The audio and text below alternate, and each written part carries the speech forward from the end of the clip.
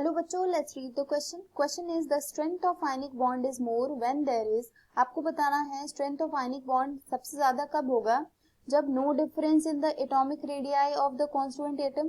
जो constituent atoms हैं उनके एटॉमिक रेडियाई के बीच में कोई डिफरेंस नहीं होगा तब, या फिर लेस डिफरेंस होगा आयनाइजेशन पोटेंशियल में एटम के, या फिर लेस डिफरेंस होगा इलेक्ट्रोनेगेटिविटी के, या फिर ग्रेटर डिफरेंस होगा metallic character of constituent atom. Let's see the key concept. तो बेसिकली आयनिक बॉन्ड के लिए कुछ क्राइटेरिया होता है कि हायर इलेक्ट्रोनेगेटिविटी का डिफरेंस होना चाहिए.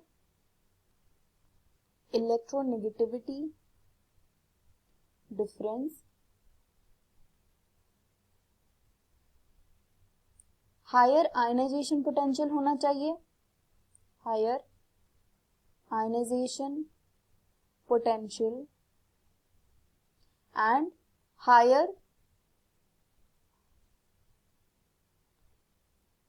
मेटालिक कैरेक्टर का डिफरेंस होना चाहिए.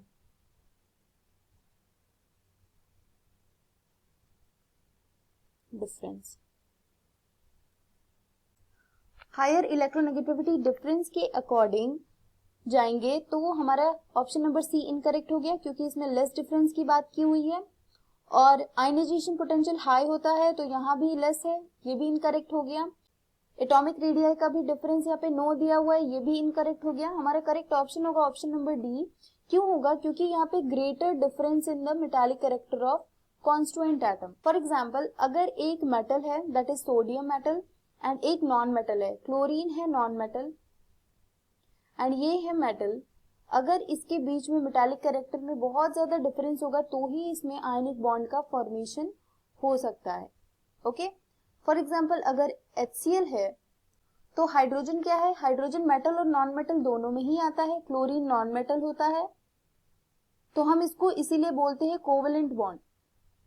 Covalent bond. ओके, तो इसके लिए मेटालिक कैरेक्टर का डिफरेंस बहुत ज्यादा होना चाहिए. तो करेक्ट ऑप्शन हो जाएगा हमारा option number D. I hope you understand it well. All the very best.